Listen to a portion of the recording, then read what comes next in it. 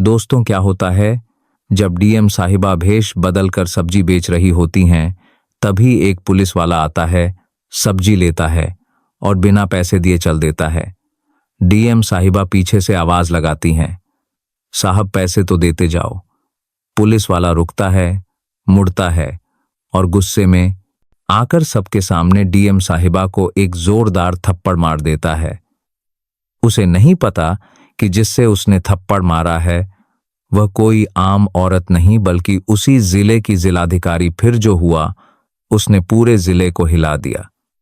पूरा police system, पूरा प्रशासन और हर वह गंदा रिश्ता जो पुलिस और नेताओं के बीच मंडियों में पलता था, सब कुछ उजागर हो गया। इस कहानी को आखिर तक देखिए, क्योंकि यह सिर्फ एक थप्पड़ की कहानी नहीं है। यह उस आग की शुरुआत है जो भ्रष्टाचार की जड़ों को जलाकर राख कर देगी। दोस्तों, क्या कभी सच देखने के लिए ऊंचे ओहदों से नीचे उतरना पड़ता है? कभी इंसाफ का वजन पहचान से ज्यादा होता है और कभी एक थप्पड़ जिसे लोग मामूली मानते हैं पूरे सिस्टम की नींव हिला देता है। लेकिन सवाल यह है कि क्या एक डीएम को भी भेष बदलकर सब्जी बेचनी पड़ सकती है ताकि उसे अपने ही मातहतों की असलियत दिखे? क्या न्याय का चेहरा तभी उजागर होता है जब वह खुद अन्याय झेले? और क्या एक औरत के चेहरे पर पड़ा थप्पड़ समाज की आंखें खोल सकता है? इस कहानी की शुरुआत एक चुपीसकती शिकायत से नहीं, बल्कि एक सख्त अफसर की आंखों में उठते सवालों से होती है, जिसने ठान लिया था कि अब सच्चाई सिर्फ कागजों में नहीं, जमीन पर टटोली जाएगी। जिले की डीएम आराध्या सिंह का नाम सुनते ही पूरे प्रशासन में एक सन्नाटा फैल जाता था। पढ़ाई में टॉपर, ट्रेनिंग में बेस्ट परफॉर्मर और फैसलों में फौलादी। उन्हें लोग लोहे की लेडी कहने लगे थे, मगर जितनी सख्त वह बाहर थी उतनी ही संवेदनशील थी भीतर। उन्हें सबसे ज्यादा गुस्सा तब आता जब गरीब मजदूर, ठेले वाले या महिलाएं पुलिसिया व्यवस्था के अत्याचार का शिकार होते और कोई कुछ नहीं कर पाता। पिछले कुछ हफ्तों से कंट्रोल रूम में और सोशल मीडिया पर शिकायतें एक जैसी आने लगी। मैडम, मंडी क्षेत्र में पुलिस वाले सब्जी लेते हैं, पैसे नहीं देते। हर कारे डपले स्टार का यूकारेस हफ्ते वसूली करते हैं। सब्जी वालों से बदतमीजी करते हैं, उनके ठेले पलट देते हैं, गालियां देते हैं। क्या कोई अधिकारी इन शिकायतों को सिर्फ अफवाह मानकर फाइल में बंद कर सकता है? आराध्या सिंह ने नहीं किया। उन्होंने तुरंत एसएचओ से रिपोर्ट मांगी। जवाब साफ था, सब फर्जी है, कोई जबरन वसूली नहीं हो रही। फिर एसपी की मौखिक रिपोर्ट आई, शिकायतें पब्लिक की मनगढ़ंत हैं, हमारे जवानों की छवि खराब की जा रही है। लेकिन डीएम का मन मानने को तैयार नहीं था। उनकी अंतरात्मा बार बार एक ही सवाल कर रही थी, क्या वाकई सब फर्जी है या फिर असली झूठ रिपोर्ट में लिखा गया है? और फिर वह रात आई जब आराध्या सिंह ने निर्णय लिया कि अब सच खुद देखना होगा। अगली सुबह एक मामूली सी साड़ी पहने, आंखों में थकावट और हाथ में एक झोला लिए, वे शहर की सबसे भीड़भाड़ वाली सब्जी मंडी में पहुंची। किसी को खबर नहीं थी कि इस ठेले के पीछे बैठी महिला ही इस जिले की डीएम है। क्या डीएम को ऐसे सादे कपड़ों में सब्जी बेचने आना चाहिए? नहीं, पर जब सिस्टम ही ढोंग में डूबा हो तब असली सच सिर्फ गंदगी में घुसकर ही निकाला जा सकता है। सुबह के 6:00 बजे थे। सूरज निकलने की तैयारी कर रहा था, पर मंडी में पहले से शोर था। सब्जी वाले आ चुके थे, ठेले सजने लगे थे। आराध्या ने भी एक खाली ठेले पर अपनी सब्जियां जमाई, टमाटर, आलू, प्याज, भिंडी और कुछ धनिया। पहले ग्राहक आए, उन्होंने तोला, कुछ पैसे दिए और चले गए। लेकिन आराध्या की निगाहें आसपास के पुलिस गश्ती वाहन पर थी। वह देखना चाहती थी कि क्या उनके सामने ही वर्दी का ढच चलेगा, क्या दरोगा वही करेगा जो शिकायतों में लिखा गया है। और जैसे ही सुबह के 8:00 बजे मंडी में हलचल बढ़ी, एक सफेद बोलेरो धीमी चाल से मंडी में घुसी।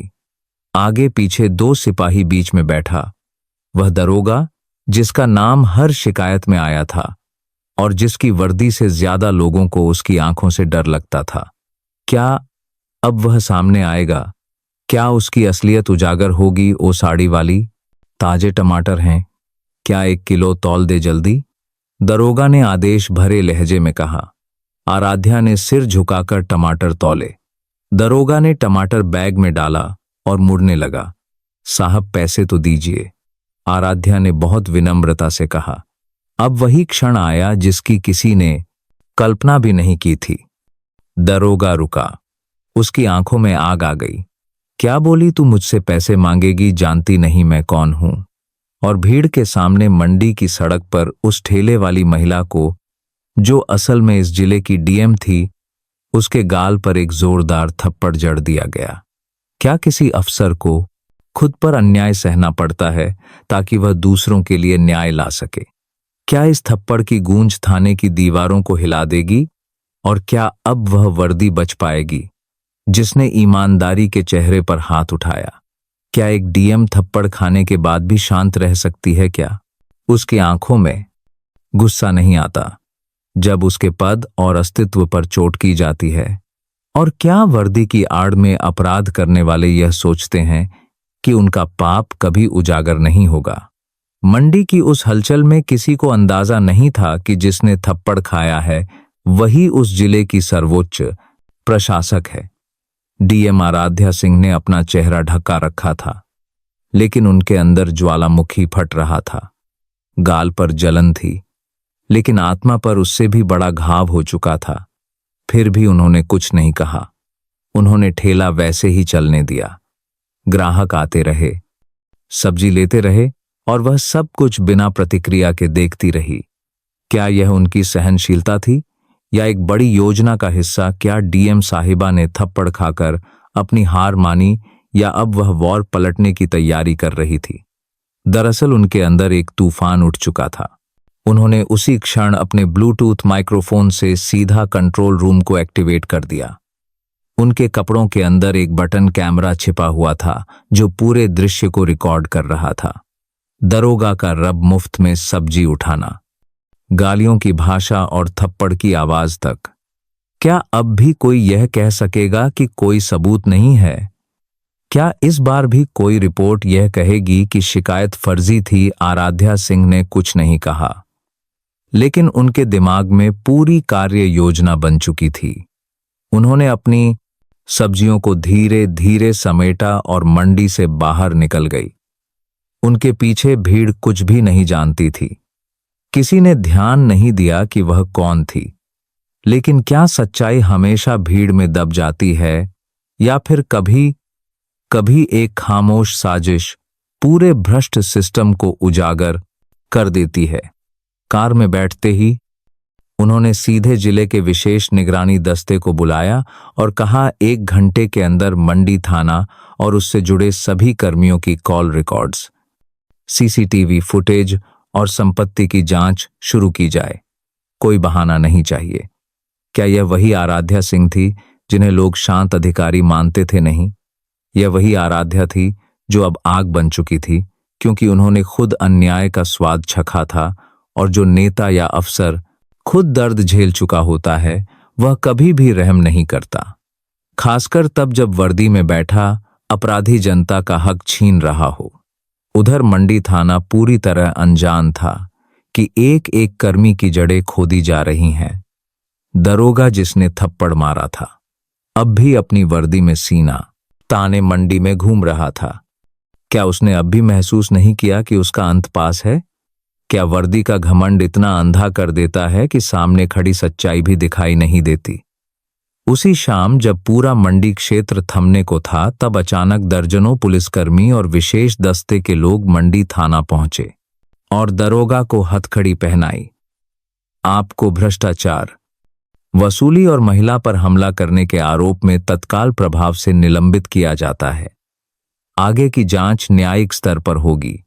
यह शब्द वही थे जो डीएम ऑफिस से आधिकारिक रूप से जारी किए गए थे। लेकिन क्या दरोगा को अब समझ आया कि उसने थप्पड़ किसी गरीब महिला, को नहीं बल्कि न्याय के प्रतीक को मारा था। और जब एक अफसर अन्याय का सामना करता है तो उसका न्याय व्यक्तिगत नहीं बल्कि पूरे सिस्टम के लिए नजीर बन जाता है। अब पूरा मंडी क्षेत्र सन्न रह गया। एक के बाद एक सब्जी वालों ने सामने आकर अपनी शिकायतें रिकॉर्ड कराई। डीएम के आदेश पर हर शिकायत का वीडियो बयान लिया गया। जांच के दौरान यह भी सामने आया कि मंडी क्षेत्र से हर हफ्ते करीब 25,000 से 30,000 तक वसूले जाते थे।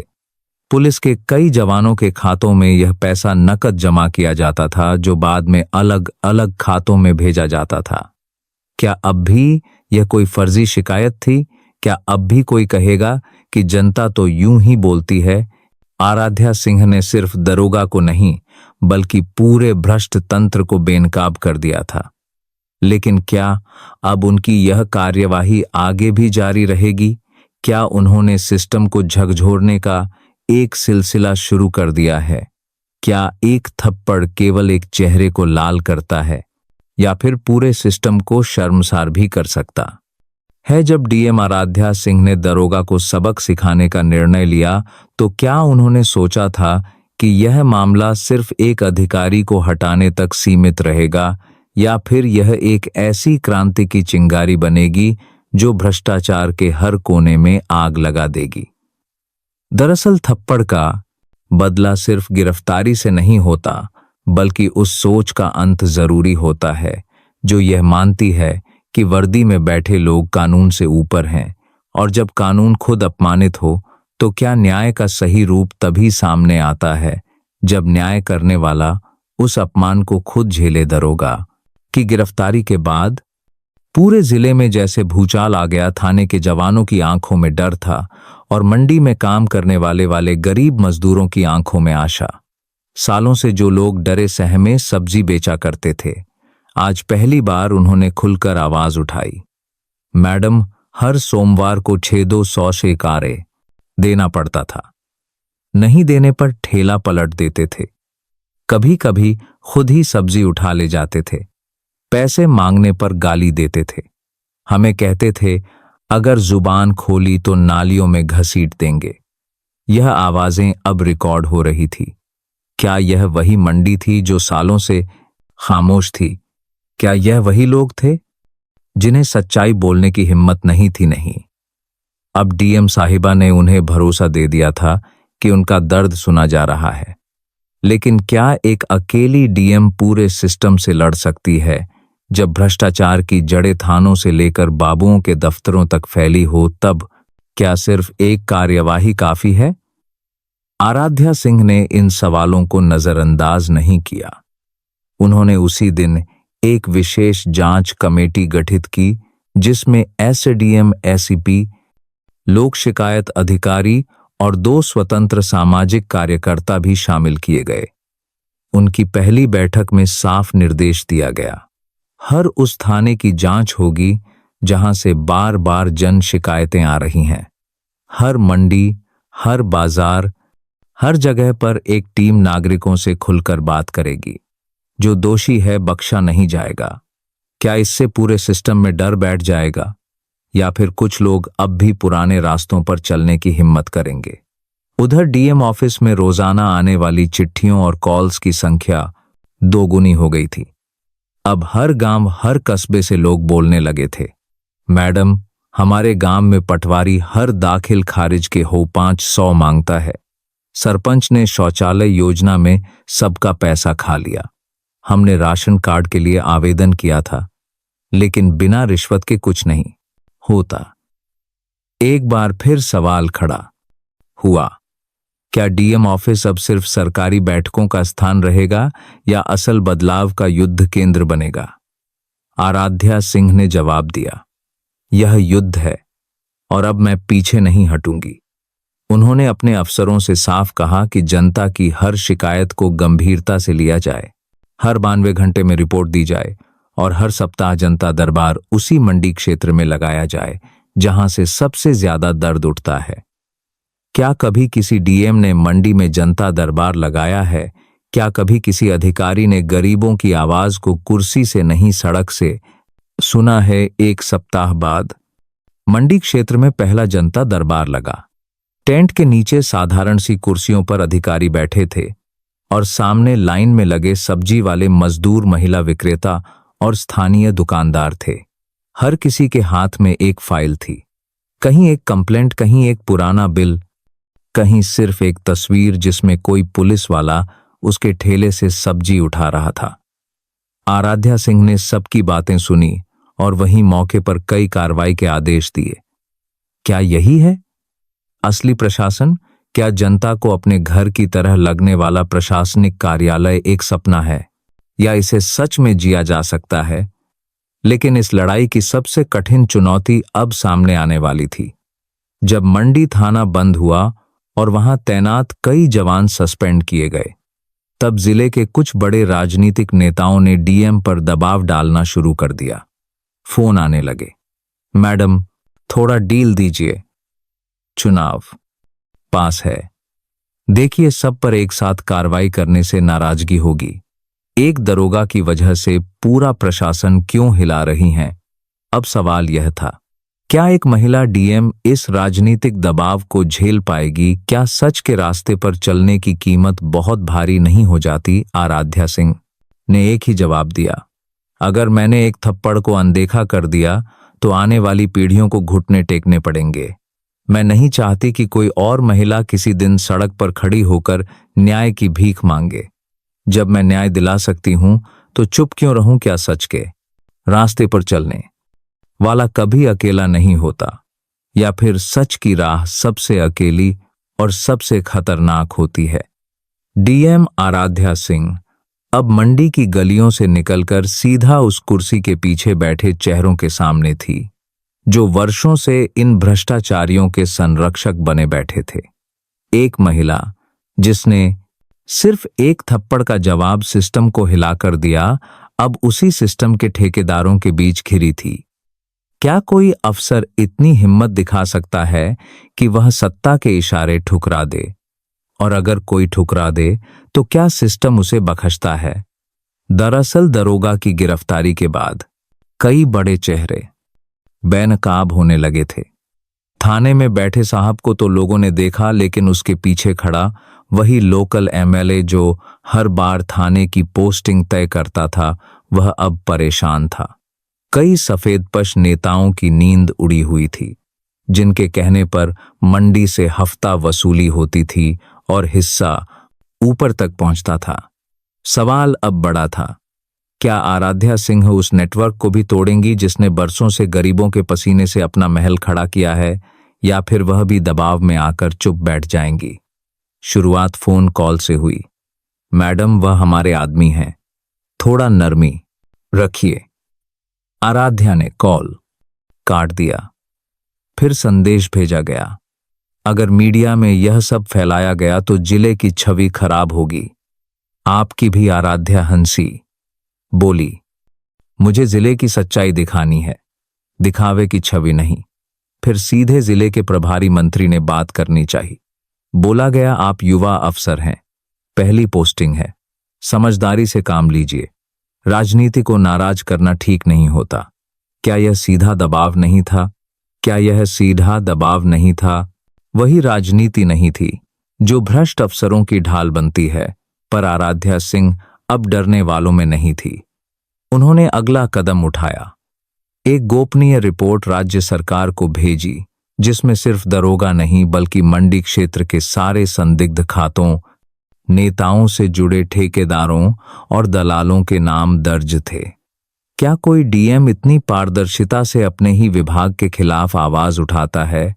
और अगर उठाता है तो क्या उसे सिस्टम सपोर्ट करता है? जवाब स्पष्ट था, नहीं, क्योंकि अगले ही हफ्ते एक चुपचाप आर्डर आया। डीएम आराध्या सिंह का तबादला तत्काल प्रभाव से कर दिया गया है। क्या सच बोलने की यही सजा होती है? क्या एक थप्पड़ का जवाब देना सिस्टम को इतना अखर गया कि उस अफसर को ही हटा दिया गया जिसने षड्यंत्र की परतें खोली थी? जिले में खलबली मच गई। मंडी के सब्जी वाले, गरीब दुकानदार, महिलाओं की आवाज एक साथ उठी, मैडम को मत हटाइए। अब जाकर किसी ने हमारे लिए लड़ना शुरू किया है। सोशल मीडिया पर हैशटैग चल पड़ा, डीएम आराध्या मत जाओ। मीडिया के रिपोर्टर मंडी में पहुंचे। गरीब महिलाएं फूट फूट कर रोती रही। मैडम ने पहली बार हमारी बात सुनी थी। उन्होंने हमें इंसान समझा था। अब सवाल उठता है, क्या जनता की आवाज किसी ईमानदार अफसर को रोक सकती है? क्या जनता में अब भी इतनी ताकत है कि वह सिस्टम के फैसलों को पलट दे? आराध्या सिंह चुप नहीं बैठी। उन्होंने एक प्रेस कॉन्फ्रेंस बुलाई। बहुत ही संयमित आवाज में बोली, मैं जा रही हूं, पर जाते जाते एक बात छोड़कर जा रही हूं। हर अफसर अगर अपने जमीर से काम करें तो इस देश में कोई गरीब सड़क पर नहीं मरेगा और कोई वर्दी वाला जनता को डरा नहीं पाएगा। मैं सिर्फ एक महिला हूं, पर मेरा थप्पड़ आने वाले समय की शुरुआत है। उनकी आंखों में आंसू नहीं थे, पर आवाज में आग थी। शायद इसलिए कि उन्हें पता था अब यह लड़ाई किसी पद की नहीं रही। यह लड़ाई अब एक सोच की हो गई है। मंडी में काम करने वाला हर गरीब उस दिन सच्चे अर्थों में नागरिक बन गया। और क्या यही तो प्रशासन का असली मकसद नहीं है कि हर आम आदमी को यह महसूस हो कि उसकी आवाज मायने रखती है? लेकिन कहानी यहां खत्म नहीं हुई। आराध्या सिंह के तबादले की खबर पर राज्य सचिवालय के बाहर प्रदर्शन शुरू हो गए। कई सामाजिक संगठनों ने मांग रखी, तबादला रद्द हो, भ्रष्टाचारियों पर कार्रवाई हो। सवाल अब नेताओं से था, क्या आप उस अफसर को हटाएंगे जिसने जनता को न्याय दिया, या फिर आप जनता को भी दरकिनार कर देंगे? क्या कोई अफसर तब भी लड़ता है जब उसे अकेला छोड़ दिया जाए? क्या कोई महिला अफसर जब सिस्टम उसे कुचलने पर तुला हो तब भी खड़ी रह सकती है? और क्या इंसाफ का सपना देखना आज के दौर में एक अफसर की सबसे बड़ी गलती बन जाता है? जब आराध्या सिंह का तबादला हुआ तब हर तरफ शोर था। सोशल मीडिया, न्यूज चैनल, गांव में सिर्फ एक ही नाम गूंज रहा था, डीएम मैडम को वापस लाओ। मगर क्या सिर्फ जनता की आवाजें किसी ईमानदार को वापस ला सकती हैं? क्या सत्ता की कुर्सी जनता की भावनाओं से डरती है या सिर्फ वोटों के गणित से चलती है? तबादले के बाद आराध्या सिंह ने एक ऐसा काम किया जो देश के प्रशासनिक इतिहास में शायद ही किसी आईएएस अफसर ने किया हो। उन्होंने अपने ट्रांसफर के ऑर्डर के खिलाफ लोक प्रशासनिक न्यायाधिकरण में याचिका दायर कर दी। उन्होंने कोर्ट से कहा, मुझे नहीं हटाया गया, मुझे सजा दी गई है। मेरी गलती सिर्फ यह थी कि मैंने अपने ही सिस्टम की गंदगी को सामने रखा। क्या एक अफसर को ईमानदारी की कीमत तबादले से चुकानी चाहिए? इस याचिका की खबर ने पूरे राज्य में तूफान ला दिया। क्या अब अफसर कोर्ट में सिस्टम के खिलाफ खड़े होंगे? और अगर हां, तो क्या यह बदलाव की शुरुआत है या बगावत? सुनवाई के दौरान आराध्या सिंह ने सभी रिकॉर्डिंग्स, कैमरा फुटेज और गवाहों को कोर्ट के सामने पेश किया। वीडियो में दरोगा का थप्पड़ साफ सुनाई दे रहा था। सब्जी वालों की आंखों में डर और आवाज में सच्चाई थी। मंडी से वसूली का हिसाब, दरोगा के खाते और उसके पीछे छिपे नेताओं की परतें अब न्यायालय के रिकॉर्ड का हिस्सा बन चुके थे। कोर्ट की आंखों के सामने अब कोई भ्रम नहीं रह गया था। लेकिन असली झटका तब लगा जब कोर्ट ने राज्य सरकार से जवाब मांगा। बताइए, इस ईमानदार अफसर का तबादला क्यों हुआ? सरकार की ओर से कोई ठोस जवाब नहीं आया, सिर्फ कुछ परंपरागत जवाब। प्रशासनिक आवश्यकता, नियमित रोटेशन, जनहित में निर्णय। मगर क्या जनहित वही होता है जो सत्ता को फायदा दे? क्या जनता का सच अब सिर्फ सत्ता के शब्दों में ढलकर रह गया है? सुनवाई के दौरान देश के कई रिटायर्ड अफसरों ने मीडिया के सामने खुलकर आराध्या सिंह का समर्थन किया। एक पूर्व डीजीपी ने कहा, मैंने अपने जीवन में बहुत अवसर देखे हैं, पर ऐसा साहस बहुत कम लोगों में होता है। जब कोई डीएम खुद भेष बदलकर सड़क पर उतरता है तो समझ लीजिए देश में अब भी कुछ उम्मीद बाकी है। सोशल मीडिया पर एक नई मुहिम शुरू हो गई, #न्यूज़ फॉर आराध्या। हजारों छात्र अफसरों के प्रशिक्षणार्थी, सामाजिक कार्यकर्ता और आम नागरिक इस लड़ाई को अपनी लड़ाई मानने लगे थे। लेकिन क्या सिस्टम इतनी आसानी से हार मानता है? नहीं। तभी अचानक आराध्या सिंह को एक नोटिस थमा दिया गया। आपने मीडिया में जाकर राज्य की छवि को नुकसान पहुंचाया है। आप पर विभागीय जांच शुरू की जा रही है। क्या यह एक और हथियार था उन्हें चुप कराने का? क्या यह एक संकेत था कि अगर कोई अफसर बोलने की हिम्मत करे तो उसका करियर तबाह कर दिया जाएगा? आराध्या सिंह मुस्कुराई। उन्होंने एक प्रेस बयान में कहा, अगर सच बोलना विभागीय अपराध है तो मैं बार बार यह अपराध करूंगी। अगर मेरी आवाज से राज्य की छवि बिगड़ती है तो सोचिए कि असली गंदगी कितनी गहरी है। और अगर मुझे सस्पेंड भी किया जाए तो मुझे अफसोस नहीं होगा, क्योंकि मैंने वही किया जो एक सच्चे अफसर को करना चाहिए। यह बयान आग की तरह फैला। अब सिर्फ मंडी नहीं बल्कि दूसरे जिलों के लोग भी अपनी शिकायतें सामने लाने लगे। एक अफसर की लड़ाई अब जन आंदोलन बन चुकी थी। क्या यही असली परिवर्तन है? क्या अब सिस्टम को जनता के डर से काम करना पड़ेगा? और फिर आया वह दिन जब कोर्ट ने फैसला सुनाया। डीएम आराध्या सिंह का तबादला मनमाना और दुर्भावना से प्रेरित था। उन्हें तुरंत उसी जिले में पुनः नियुक्त किया जाए और उन्हें किसी प्रकार की प्रताड़ना न दी जाए। राज्य सरकार और दोषी अधिकारियों पर विभागीय कार्यवाही की अनुशंसा की जाती है। पूरा कोर्ट हॉल तालियों से गूंज उठा। मीडिया, सोशल मीडिया और आमजन ने इस फैसले को लोकतंत्र की जीत बताया। और क्या वाकई यह लोकतंत्र की जीत नहीं थी जब एक महिला अफसर अकेले पूरी व्यवस्था के खिलाफ खड़ी होकर उसे घुटनों पर ला दे? तो क्या यह सिर्फ एक इंसान की जीत होती है? नहीं, यह उम्मीद, हिम्मत और ईमानदारी की जीत होती है। क्या कभी किसी ने सोचा था कि जिस मंडी में एक डीएम को थप्पड़ मारा गया था, वही मंडी अब सशक्तिकरण की मिसाल बन जाएगी? क्या कभी किसी ने कल्पना की थी कि वही गंदी गलियां जो पुलिस या वसूली का अड्डा थी, अब महिलाओं के आत्मसम्मान की राह बन जाएंगी? और क्या वाकई एक अकेली महिला अफसर सिर्फ अपने इरादों और ईमानदारी के बल पर पूरे शहर का चेहरा बदल सकती है? जब आराध्या सिंह कोर्ट से जीतकर वापस जिले में लौटी तो जनता का स्वागत देखकर उनकी आंखें नम हो गई। लोग उनके लिए सड़क के दोनों किनारे खड़े थे, हाथों में पोस्टर, आंखों में आंसू और दिल में सम्मान। पर क्या किसी अफसर का कर्तव्य सिर्फ वापस आकर कुर्सी पर बैठ जाना होता है? नहीं। आराध्या सिंह जानती थी कि अब सिर्फ भ्रष्टाचार के खिलाफ लड़ना ही काफी नहीं।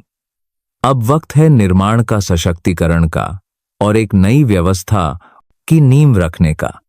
उन्होंने उसी मंडी को चुना जहां उन्हें अपमानित किया गया था, पर इस बार वह वहां अफसर बनकर नहीं, प्रेरणा बनकर लौटी थी। उन्होंने मंडी क्षेत्र में एक महिला आत्मनिर्भरता केंद्र की स्थापना की घोषणा की, जहां सैकड़ों जरूरतमंद महिलाएं सब्जी बेचने, स्टॉल लगाने और छोटे व्यापार करने की ट्रेनिंग ले सकें। पहली मीटिंग में उन्होंने सब्जी वाली महिलाओं से पूछा, क्या आप चाहती हैं कि आपके बच्चे भी सड़क पर सब्जी बेचे या एक दिन अफसर बने? सबकी आंखें झुक गई। आराध्या बोली, तो चलिए आज से शुरुआत करते हैं। अब मंडी में सिर्फ सब्जी नहीं, सम्मान भी बिकने लगा। उन्होंने मंडी को पूरी तरह कैशलेस सिस्टम में बदल दिया। हर विक्रेता को क्यूआर कोड और डिजिटल पेमेंट की ट्रेनिंग दी गई। साथ ही सभी ठेले वालों और दुकानदारों का नगर पालिका में ऑनलाइन पंजीकरण पोस्ट शुरू हुआ, ताकि किसी पुलिस वाले को यह कहने का बहाना ना मिले कि यह अवैध है। आराध्या ने स्थानीय महिला स्वयंसेवी समूहों से मिलकर मंडी में सैनिटेशन, सुरक्षा और स्वास्थ्य सेवाओं का एक नया सिस्टम तैयार करवाया। मंडी में सीटीवी लगाए गए, प्रत्येक कोने पर हेल्प डेस्क बनाई गई और एक विशेष महिला शिकायत केंद्र भी गठित किया गया। लेकिन सबसे बड़ा काम जो आराध्या ने किया वह था मंडी महिला सुरक्षा बल का गठन। क्या आपने कभी सुना है कि मंडी की सफाई व्यवस्था और सुरक्षा की जिम्मेदारी अब उन्हीं महिलाओं के पास हो जो कल तक शोषित थी? आराध्या ने उन गरीब महिलाओं को ट्रेनिंग दिलवाई, यूनिफॉर्म दी, आईडी कार्ड दिए और मंडी का पूरा संचालन उन्हीं के हाथों में सौंप दिया। यह सिर्फ प्रशासनिक फैसला नहीं था, यह उन महिलाओं को यह बताने का तरीका था कि अब उन्हें डरना नहीं बल्कि नेतृत्व करना है। क्या यह सिर्फ एक मंडी की बात थी? नहीं, पूरे जिले की अन्य मंडियों और बाजारों ने भी इस बदलाव को अपनाना शुरू कर दिया। आराध्या सिंह अब सिर्फ एक अफसर नहीं रही, वे एक मिशन बन चुकी थी। उन्हें देखने छात्राओं के ग्रुप आने लगे, महिला कॉलेजों में उनके भाषण मांगे जाने लगे और देश भर के प्रशासनिक कॉलेजों में उनके केस स्टडी के रूप में चर्चा शुरू हो गई। लेकिन सवाल यह भी उठता है, क्या हर बदलाव को इतना संघर्ष झेलना पड़ता है? क्या हर ईमानदार कोशिश को पहले थप्पड़, फिर ट्रांसफर, फिर जांच और तब जाकर सफलता मिलती है? शायद हाँ, क्योंकि यही इस व्यवस्था की विडंबना है। जो सच पहले थप्पड़ सपड़ाद्य है, बोलता है, उसे पहले कुचला जाता है, पर जब वह बच जाता है तो इतिहास बन जाता है। एक दिन एक छोटी बच्ची मंडी में अपने मां के साथ सब्जी बेच रही थी। आराध्या सिंह ने उससे पूछा, क्या बनना चाहती हो? बच्ची बोली, आप जैसी। आराध्या की आंखें भर आई। उन्होंने कहा, बस इतना याद रखना, डरकर जीने से अच्छा है लड़कर जीतना। क्या यही वह पंक्ति नहीं है जो आज की हर लड़की, हर गरीब बच्चा और हर ईमानदार इंसान को याद रखनी चाहिए? आराध्या सिंह का चेहरा अब सिर्फ ऑफिस की दीवारों पर नहीं, लोगों के दिलों में बस चुका था। उनका नाम अप्पा लड़ने वाली डीएम, थप्पड़ वाली मैडम और निडर महिला अफसर फोन के नाम से लिया जाने लगा। लेकिन उन्होंने कहा, मुझे नाम नहीं चाहिए, बस इतना चाहिए कि अब कोई सब्जी वाली महिला थप्पड़ खाने से पहले चुप ना रहे और कोई भी अफसर गलत के खिलाफ बोलने से डरे नहीं। क्या जब एक महिला व्यवस्था से भिड़ती है तो सिस्टम उसे जवाब में गुलाब देता है, या फिर वह उसके रास्ते में कांटों से भरा जंगल खड़ा कर देता है? क्या ईमानदारी सिर्फ किताबों में सम्मानित होती है और जमीनी स्तर पर उसे मिटाने की कोशिश होती है? जब आराध्या सिंह ने मंडी को बदलना शुरू किया, जब उन्होंने महिलाओं को सशक्त करना शुरू किया, जब उन्होंने भ्रष्ट थानों और नेताओं के नाम उजागर किए, तब क्या वह नहीं जानती थी कि यह रास्ता सिर्फ सफलता का नहीं, खतरे का भी है? लेकिन फिर भी उन्होंने पीछे हटना नहीं चुना। दरअसल सिस्टम की सबसे बड़ी ताकत उसका नेटवर्क होता है। थानों में बैठे कुछ दरोगा और नेताओं के बीच जो अघोषित गठजोड़ था, वह अब खुलकर बौखला गया था। कई ऐसे लोग जो वर्षों से मंडियों से अघोषित टैक्स वसूलते आए थे, अब उनकी आमदनी बंद हो चुकी थी। व्यापारियों को सुरक्षा देने के नाम पर जो लोग महीने की मोटी रकम लेते थे, अब उन्हें आराध्या सिंह के बनाए क्यूआर कोड सिस्टम और डिजिटल रसीद से डर लगने लगा था। सवाल उठने लगा था, क्या अब वर्दी और नेतागिरी का धंधा खत्म हो जाएगा? और इसी सवाल ने एक भयावह साजिश को जन्म दिया। एक रात की बात है, आराध्या सिंह रोज की तरह देर शाम अपने ऑफिस से निकल रही थी। गाड़ी में बैठने ही वाली थी कि सुरक्षा अधिकारी ने कहा, मैडम, आज आपकी गाड़ी का ब्रेक डाउन है, दूसरी गाड़ी भेजी गई है। सामान्य सी बात लगी, पर क्या डीएम के स्तर की सुरक्षा में इतनी लापरवाही हो सकती है, या यह सचमुच एक तयशुदा जाल था? नई गाड़ी में बैठकर जैसे ही वह सर्किट हाउस की तरफ बढ़ी, गाड़ी ने अचानक हाईवे पर नियंत्रण खो दिया और एक पुलिया से टकरा गई। गाड़ी उलट गई, शोर हुआ, लोग दौड़े, ड्राइवर गंभीर रूप से घायल हो गया। पर आराध्या सिंह सुरक्षित थी, सिर्फ इसलिए क्योंकि उन्होंने सीट बेल्ट लगा रखी थी और झटके के वक्त सिर मोड़ लिया था। उन्हें मामूली चोटें आई, लेकिन उनकी आंखें समझ गई कि यह कोई हादसा नहीं था, यह एक जानलेवा हमला था। क्या एक अफसर के खिलाफ इस स्तर की साजिश रची जा सकती है क्या? वाकई यह सिस्टम अपनी रक्षा के लिए हत्या तक उतर सकता है। जांच हुई, ड्राइवर से पूछताछ की गई। चौंकाने वाली बात सामने आई। जिस दूसरी गाड़ी में आराध्या बैठी थी, वह गाड़ी डीएम फ्लड की आधिकारिक सूची में थी ही नहीं। उस पर फर्जी नंबर प्लेट लगी थी। ब्रेक सिस्टम को जानबूझकर छेड़ा गया था। और सबसे डरावनी बात, गाड़ी को पहुंचाने वाला व्यक्ति अब तक गायब था। आराध्या सिंह के विरोधी सोच रहे थे कि वह डर जाएंगी, मीडिया में चुप्पी साध लेंगी और अगली पोस्टिंग की तैयारी करेंगी। लेकिन उन्होंने जो किया उसने पूरे राज्य के कान खड़े कर दिए। अगली सुबह उन्होंने प्रेस कॉन्फ्रेंस बुलाई, पट्टी बंधे माथे के साथ, और सिर्फ इतना कहा, मैं घायल हूं, हारी नहीं। यह हमला सिर्फ मुझ पर नहीं, उस हर औरत पर है जो सच्चाई से लड़ना चाहती है। अब यह लड़ाई और तेज होगी, और अब मैं पीछे नहीं हटूंगी। क्या आपने कभी किसी अफसर को एक एक्सीडेंट के बाद सीधा कलेक्ट्रेट पहुंचते देखा है? उस दिन आराध्या ऑफिस नहीं गई, वह मंडी गई। वही मंडी जहां से उनकी लड़ाई शुरू हुई थी। और अब वहां खड़ी वह महिला अफसर पट्टी बांधे हुए अपने जख्म के साथ कह रही थी, अगर मेरे खून से इस सिस्टम की गंदगी साफ हो सकती है तो मैं तैयार हूं, लेकिन अब हर गंदगी का नाम लेकर उजागर करूंगी। उन्होंने वहीं से घोषणा की, अब मंडी के हर कोने में लगे सीसीटीवी की फुटेज अब एक लाइव ट्रांसपेरेंसी पैनल में ऑफिस वेबसाइट पर रोज अपलोड की जाएगी। हर थाने की शिकायत अब ऑनलाइन पोर्टल पर भी दर्ज होगी, और हर अफसर की मासिक ईमानदारी रिपोर्ट जनता जनार्दन के सामने रखी जाएगी। क्या यह पोर्टल लोस्टी पर सिर्फ सुरक्षा का तरीका था? नहीं, यह सीधा ऐलान था कि अब किसी भी वर्दी वाले या सफेदपोश नेता की करतूत छिप नहीं पाएगी। इस हमले के बाद आराध्या सिंह के लिए सुरक्षा बढ़ा दी गई थी, पर वह जानती थी असली सुरक्षा डराने से नहीं, उजागर करने से आती है। उन्होंने अब हर साप्ताहिक मीटिंग में एक खाली कुर्सी रखनी शुरू कर दी। वह कुर्सी उस अफसर की प्रतीक थी जो कभी बोल नहीं पाया, जिसने सिस्टम के दबाव में आकर हार मान ली।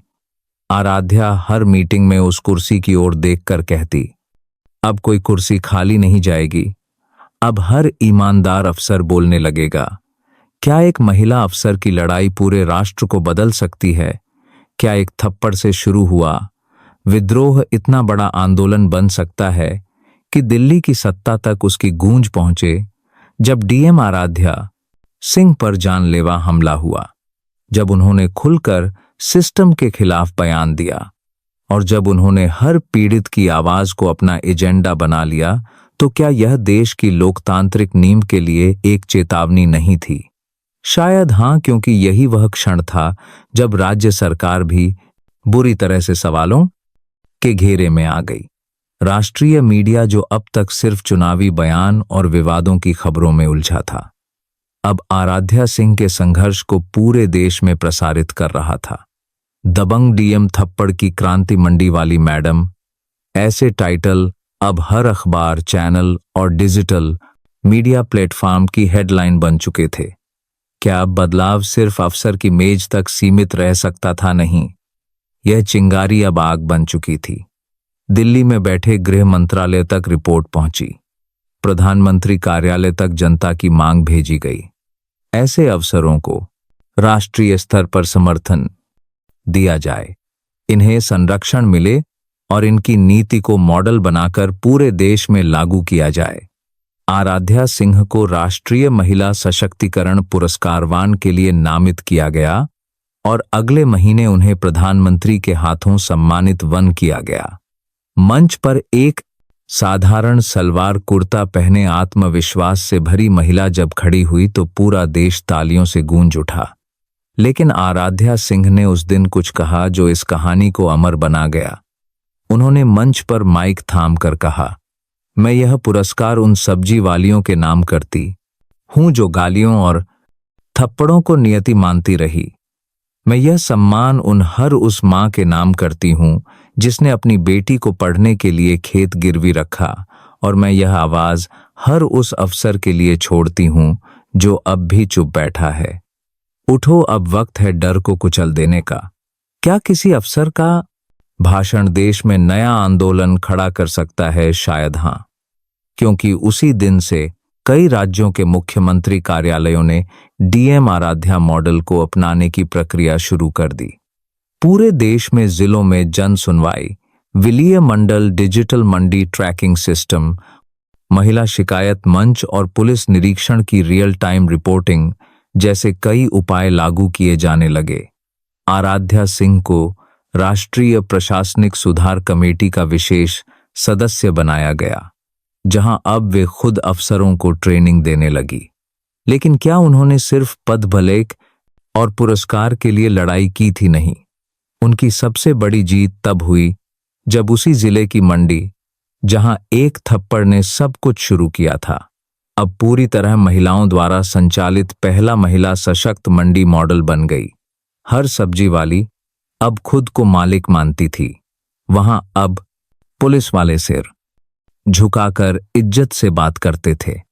मंडी के बाहर बोर्ड लगा था, यह मंडी अब डर का नहीं, आत्मसम्मान का प्रतीक है।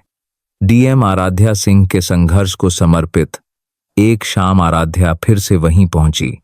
साधारण कपड़ों में एक कोने में चुपचाप खड़ी हो गई। उन्हें कोई साधारण कपड़ों में तात ही डीएम पहचान नहीं पाया। लेकिन तभी एक बच्चा जो पास में सब्जी बेच रहा था अपनी माँ से बोला, माँ वो देखो, वही मैडम है ना जिनकी वजह से आज हमको इज्जत मिली। माँ ने सिर झुकाकर हाथ जोड़ लिए। आराध्या मुस्कुराई और आंखों में आंसू लिए। सिर्फ एक वाक्य बोला, बस अब कोई और थप्पड़ ना खाए, यही मेरा सपना है। और क्या सपना पूरा हुआ? हाँ, क्योंकि जब एक अफसर अपने पद को नहीं बल्कि कर्तव्य को भगवान समझता है तो इतिहास खुद उसकी कहानी लिख देता है। दोस्तों, आप सब यह कहानी कहां से सुन रहे हैं? हमें कमेंट में जरूर बताइएगा। आपको यह कहानी कैसी लगी? अपनी राय हमारे साथ शेयर करें। हम ईश्वर से प्रार्थना करते हैं कि आप सब हमेशा खुश और सुरक्षित रहें। अगर आपके पास भी कोई ऐसी ही दिलचस्प कहानी है तो उसे कमेंट्स में हम सब के साथ जरूर साझा करें ताकि हम सब उसे पढ़ सकें।